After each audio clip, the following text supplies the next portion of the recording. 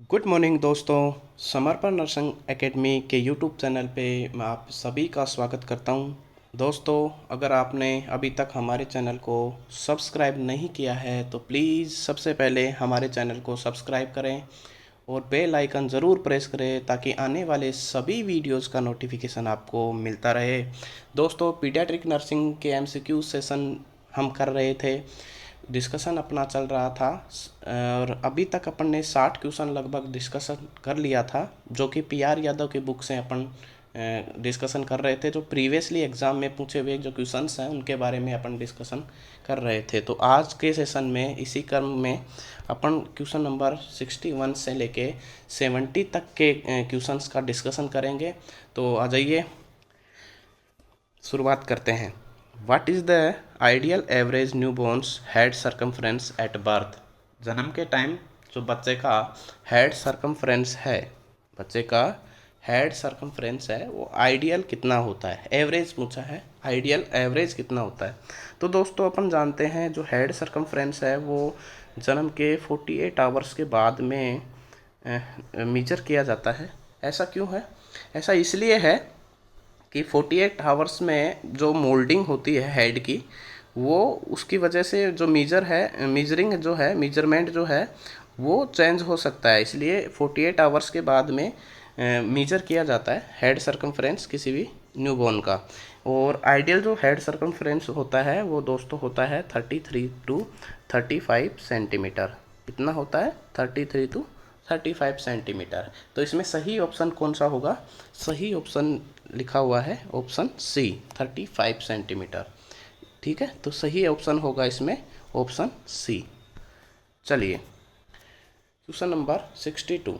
Normal head circumference of newborn at birth ranges from. Normal head circumference जो है newborn में कितने के बीच में होता है? दोस्तों, अभी मैंने बताया 33 टू 35 सेंटीमीटर होता है। तो देखिए कहीं ऑप्शन में है क्या?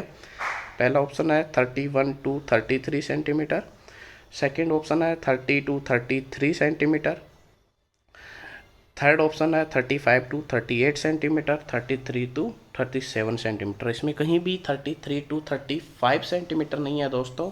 इसलिए अपन को क्या करना है, अपन को जो 33 जो अपना लोअर लिमिट था वहाँ से चूज करना है। तो 31 टू 33 सेंटीमीटर ये आंसर जो है वो राइट आंसर होगा। ये क्या होगा? राइट आंसर 31 टू 33, क्योंकि अपन ज़्यादा नहीं कर सकते, अपर लिमिट ज़्यादा नहीं कर सकते, इसलिए अपन को लोअर लिमिट वाली जो ऑप्शन है वो ही चुनना होगा। तो यहाँ सही आंसर जाएगा आंसर ए। चलिए question number 63। Optimal head circumference will be 45 centimetre at. दोस्तों, 45 सेंटीमीटर जो है वो हेड सर्कमफ्रेंस कब हो जाएगा? अपन जानते हैं 45 जन्म के टाइम जो होता है, जो हेड सर्कमफ्रेंस होता है जन्म के टाइम वो होता है 35, और 35 के बाद में वो 3 मंथ में 40 सेंटीमीटर हो जाता है। कितने मंथ में? 3 मंथ में वो 40 सेंटीमीटर हो जाता है। उसके बाद में 45 सेंटीमीटर जो होता है वो 12वां मंथ में होता है। 12वां मंथ या 1 साल में 45 सेंटीमीटर हो जाता है, और 48 सेंटीमीटर 48 सेंटीमीटर वो 2 साल में हो जाता है। कितने साल में हो जाता है? 2 साल में। इसलिए सही आंसर जो जाएगा, सही आंसर जो जाएगा वो जाएगा 45 सेंटीमीटर। पूछा है कि 45 सेंटीमीटर कब होगा? तो 12 मंथ में, क्योंकि 3 मंथ में 40 सेंटीमीटर हो रहा है और 12 मंथ में 45 सेंटीमीटर ऑफ एज हो रहा है। इसलिए सही आंसर है आंसर सी। ये हो गया आपका 63 question. Next question 64। Head circumference of newborn baby is larger than chest circumference by one of the following. Head circumference chest circumference से लार्जर होता है, वो कितना लार्जर होता है ये अपन को बताना है। तो दोस्तों, हेड सर्कमफ्रेंस जो हमेशा लार्ज होता है चेस्ट सर्कमफ्रेंस से 3 सेंटीमीटर। कितना होता है? 3 सेंटीमीटर, 3 सेंटीमीटर लार्जर होता है चेस्ट सर्कमफ्रेंस से हेड सर्कमफ्रेंस। तो हेड सर्कमफ्रेंस कितना होता है फिर? हेड सर्कमफ्रेंस होता है दोस्तों 30 टू 33 सेंटीमीटर बर्थ के टाइम। कितना होता है 30 to 33 सेंटीमीटर। तो राइट आंसर गोज टू ए। ठीक है, ये हुआ आपका 64 क्वेश्चन। चलिए आगे बढ़ते हैं। 65 क्वेश्चन नंबर है, at which age in month head circumference become equal to chest circumference. देखिए, हेड सर्कमफ्रेंस और चेस्ट सर्कमफ्रेंस जन्म के टाइम उनमें 3 सेंटीमीटर का डिफरेंस होता है, लेकिन क्वेश्चन ये पूछ रहा है कि कौन सी एज पे ये दोनों का जो सर्कमफ्रेंस है वो इक्वल हो जाता है, equal to chest circumference. Head circumference जो है वो चेस्ट सर्कमफ्रेंस के इक्वल कौन सी एज पे हो जाता है? तो दोस्तों ये हो जाता है 12वां मंथ पे। कौन से मंथ पे? 12वां मंथ पे हेड सर्कमफ्रेंस है वो चेस्ट सर्कमफ्रेंस के बराबर हो जाता है। ठीक है, हेड सर्कमफ्रेंस या चेस्ट सर्कमफ्रेंस दोनों बराबर हो जाते हैं 12वां मंथ ऑफ एज। तो इसमें ऑप्शंस में दिया हुआ है डी, ऑप्शन डी में लिखा हुआ है 12वां मंथ, इसलिए 12वां मंथ सही आंसर होगा।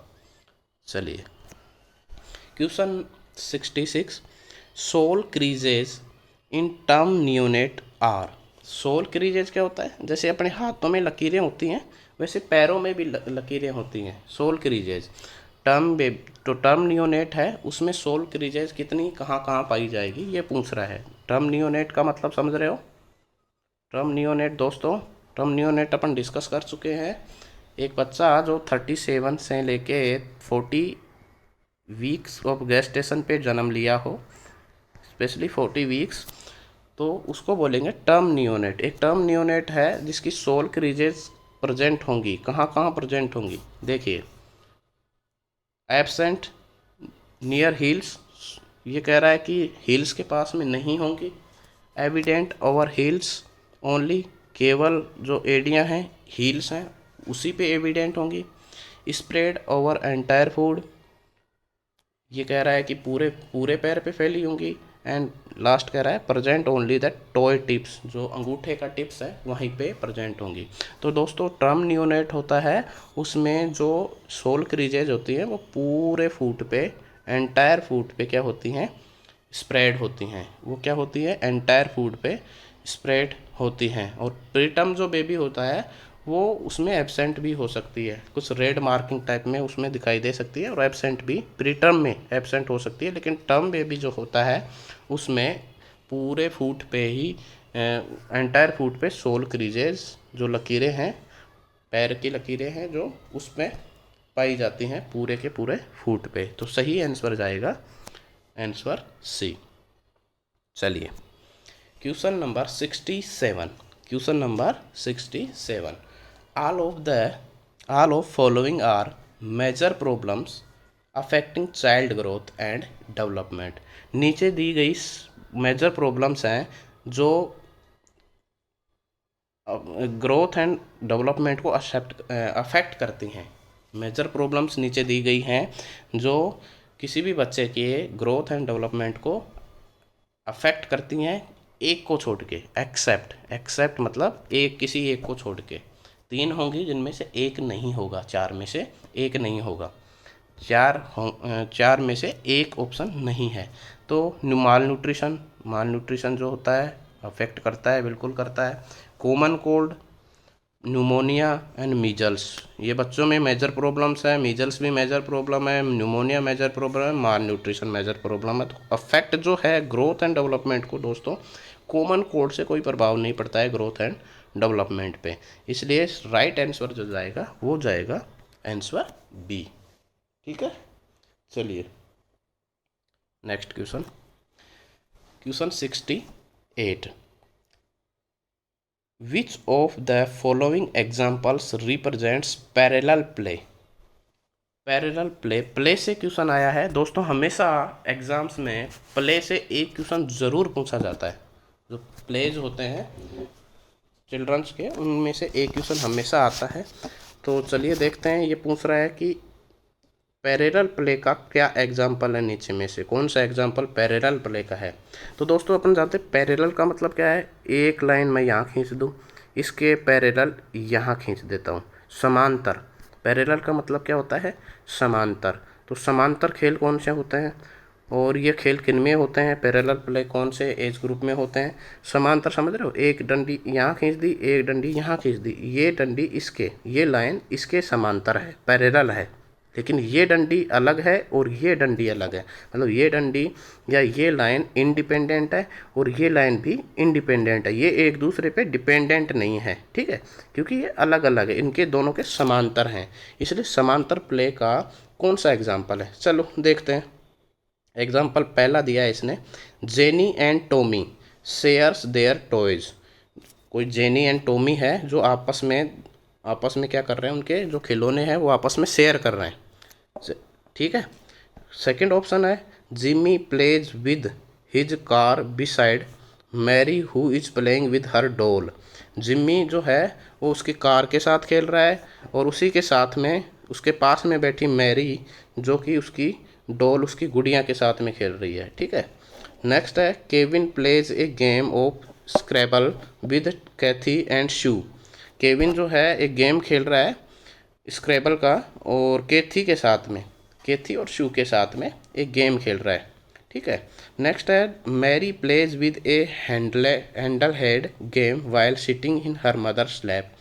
तो देखिए डी में ये कह रहा है कि मदर की गोद में बैठी बैठी किसी चीज़ के साथ में वो हैंड हेल्ड गेम खेल रही है उसकी मदर की गोद में बैठी बैठी। तो पैरेलल प्ले जो क्या है, क्या कहते हैं, पैरेलल मतलब समांतर, दो लोग खेल रहे हैं पास पास में लेकिन एक दूसरे के साथ में नहीं खेल रहे, वो सिर्फ पास में खेल रहे हैं लेकिन साथ में नहीं खेल रहे, वो एक दूसरे पे डिपेंडेंट नहीं है।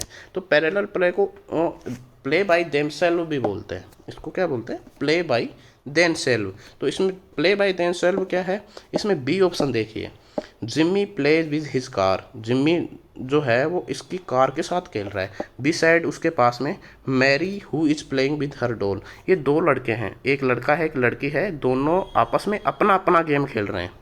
तो ये क्या हो गया, पैरेलल प्ले, मतलब प्ले बाय देमसेल्व, वो अपने साथ ही खेल रहे हैं, वो किसी और के साथ में नहीं खेल रहे, पास में ज़रूर खेल रहे हैं लेकिन साथ में नहीं खेल रहे, तो इसको बोलेंगे पैरेलल प्ले। तो सही आंसर गोज टू बी, सही आंसर जाएगा बी। चलिए question 69, the type of play exhibited by toddlers, the type of play exhibited by toddlers where they play by themselves. Play by themselves, अभी मैंने बोला है play by themselves कौन सा खेल कहलाता है, पैरेलल। कौन सा खेल कहलाता है, पैरेलल, यहीं से पकड़ लेना आपको। Play by themselves in the presence of other children is called. एक अभी अपन ने एग्जांपल देखा था, एक जिम्मी थी एक मैरी थी जो आपस में खेल रहे थे, लेकिन पास में खेल रहे थे, आपस में नहीं खेल रहे थे, वो एक दूसरे से शेयर नहीं कर रहे थे, केवल अपना अपना गेम खेल रहे थे। प्ले बाय देमसेल्व जो है उसको पैरेलल प्ले भी बोलते हैं। तो कौन सा टाइप ऑफ प्ले, टोडलर्स, देखो यहाँ पे एक टोडलर शब्द भी आया है, तो यहाँ पे अपन को ध्यान देने वाली बात ये है कि जो पैरेलल प्ले है, पैरेलल प्ले जो है वो टोडलर्स में कॉमन होता है। टोडलर्स जो होते हैं, टोडलर्स क्या होते हैं दोस्तों, टोडलर्स अपन पढ़ चुके हैं, टोडलर्स क्या होते हैं, टोडलर्स बताइए क्या होते हैं, 1 से 3 साल तक के बच्चे होते हैं वो टोडलर्स होते हैं। क्या होते हैं, टोडलर्स होते हैं, पढ़ चुके हैं अपन पहले प्रीवियसली क्वेश्चंस में, 1 से लेके 3 साल तक के बच्चे टोडलर्स कहलाते हैं। तो टोडलर्स में कौन सा गेम फेमस है, कौन सा गेम है, प्ले बाय देमसेल्व्स या पैरेलल प्ले वो खेलते हैं, पैरेलल प्ले खेलते हैं। वो इंडिपेंडेंट होते हैं आपस में, यानी कि दूसरे पे डिपेंड होके नहीं खेलते हैं, वो अपना खुद का खेलते हैं। वो पास में ज़रूर एक जना और होता है खेलने वाला, लेकिन वो अपना अपना गेम खेलते रहते हैं। इसलिए पैरेलल जो प्ले है वो टोडलर्स में कॉमन है। टोडलर्स 1 साल से 3 साल के बच्चे होते हैं, ठीक है। प्ले बाय देमसेल्व, उसमें राइट आंसर जाएगा पैरेलल प्ले। कौन सा जाएगा, पैरेलल प्ले। इसमें 4 ऑप्शन दिए हुए हैं दोस्तों, चारों ही जो है उनमें से अपन को चूज करना है, चारों में से, और चारों में से चूज करके आपको सही आंसर जो है वो आपको क्या करना है, सही आंसर चूज करना है, ठीक है। तो सही आंसर इसमें जो है टोडलर्स में पैरेलल प्ले जो होता है वो सही आंसर इसमें होता है, ठीक है। तो चलिए पैरेलल प्ले को टिक कर देते हैं, लॉक कर देते हैं। ठीक है, ये गया सही आंसर। ये हो गया 69 वाला क्वेश्चन नंबर। चलिए नेक्स्ट देखते हैं। 70 वाला क्वेश्चन आज के सेशन का दोस्तों लास्ट क्वेश्चन है, तो इसको भी देख लेते हैं। What is the characteristic play present among toddlers. वही क्वेश्चन बार बार उसको घुमा रहा है, अलग अलग तरीके से घुमा रहा है। ठीक है, तो ये एम्स रायपुर में पूछा गया क्वेश्चन है, स्टाफ नर्स 2017 में पूछा गया क्वेश्चन है ये कि what is the characteristic play present among toddlers. Toddlers में कौन सा जो गेम है, प्ले है, वो प्रेजेंट होता है। तो अपन जानते हैं इसको, पैरेलल प्ले जो होता है वो टोडलर्स में देखने को मिलता है। ऑन लुकर प्ले, चलो चारों ही ऑप्शन देख लेते हैं, काम आने वाले आने वाले क्वेश्चंस में। ऑन लुकर प्ले क्या होता है? ऑन लुकर प्ले को सोलिटरी प्ले भी बोलते हैं। क्या बोलते हैं? सोलिटरी प्ले, सोलिटरी प्ले बोलते हैं इसको। ऑन लुकर प्ले को सोलिटरी प्ले बोलते हैं, जो कि इन्फेंट में देखने को मिलता है, इन्फेंट में। सोशल अफेक्टिव प्ले भी इसको बोल सकते हैं, social affective play, social affective play. ठीक है, ये इन्फेंट में देखने को मिलता है। ऑन लुकर प्ले इन्फेंट में मिलता है। पैरेलल प्ले जो होता है दोस्तों वो टोडलर में मिलता है। वो किस में मिलता है? टोडलर में मिलता है। और एसोसिएटिव प्ले जो होता है, एसोसिएटिव जो प्ले होता है दोस्तों, वो प्री स्कूल चिल्ड्रन जो होता है, एसोसिएटिव और कोऑपरेटिव दोनों ही, एसोसिएटिव और कोऑपरेटिव जो प्ले है वो प्री स्कूल चिल्ड्रंस में देखने को मिलता है। वो किस में मिलता है? प्री स्कूल जो चिल्ड्रन होते हैं उनमें देखने को मिलता है दोस्तों। ठीक है, तो इसमें अपन एक क्वेश्चन के साथ में अपन को चारों ऑप्शन पढ़ने हैं और चारों ऑप्शन में से चूज करना है कि कौन सा सही है।